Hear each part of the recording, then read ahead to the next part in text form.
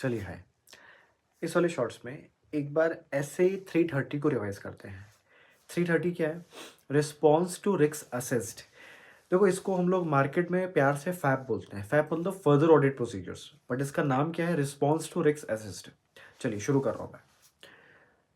देखिए, सबसे पहला हम लोग करते हैं 315 रैप। जब हम रैप करते हैं, जब हम क्लाइंट की अंडरस्टैंडिंग लेते हैं, जब हम रिस्क असेसमेंट प्रोसीजर्स लगाते हैं, तो दो ही कंक्लूजन होता है, या तो रिस्क ज़्यादा है या रिस्क कम है। अच्छा, फैप में हम लोग उसी अंडरस्टैंडिंग को रिव्यू करते हैं। फैप समझने से पहले, ऐसे 330 को समझने से पहले आपको दोनों में डिफरेंस समझ में आना चाहिए। जो हम लोग 315 करते हैं वो प्लानिंग स्टेज में करते हैं। जो हम लोग 330 में जाते हैं, 330 आपका एग्जीक्यूशन स्टेज में होता है। फिर से, रैप हम लोग करते हैं प्लानिंग फेज में, फैप हम लोग करते हैं एग्जीक्यूशन फेज में। अच्छा, मैं फिर से बोल रहा हूँ, फैप में हम लोग क्या करते हैं? हमने जो भी अभी तक अंडरस्टैंडिंग ली है, क्या वो अंडरस्टैंडिंग सही है अभी तक? क्या मेरी अंडरस्टैंडिंग अभी तक ठीक रही है? और जो मैंने अंडरस्टैंडिंग के हिसाब से चीज़ें प्लान की थी, स्ट्रैटेजाइज की थी, क्या वो चीज़ें सही चल रही हैं? अच्छा, फैप में दो प्रोसीजर्स हैं, टेस्ट ऑफ कंट्रोल और सब्सटैंटिव ऑडिट प्रोसीजर्स।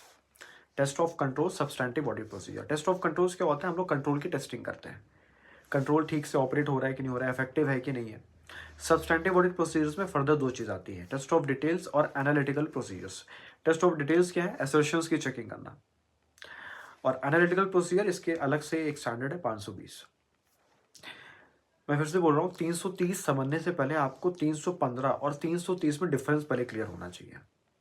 315 है रैप और 330 है फैप।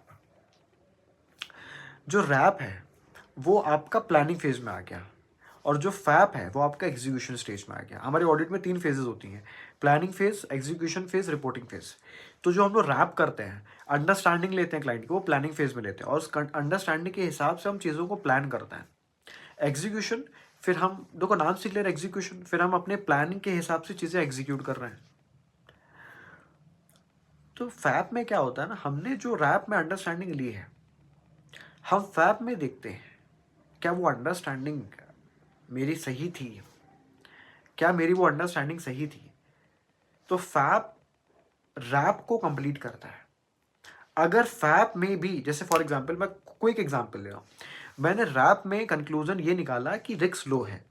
मैंने जब फैप किया, जब मैंने टेस्ट ऑफ कंट्रोल किया, जब मैंने टेस्ट ऑफ डिटेल्स किया, तब भी मुझे कंक्लूजन यही लगता है कि रिस्क लो है। तो मतलब मेरा ओवरऑल असेसमेंट, मेरा ओवरऑल अभी तक का प्रोसीजर एकदम सही है, परफेक्ट है। लेकिन अगर चेंजेस हैं तो मुझे चेंजेस करने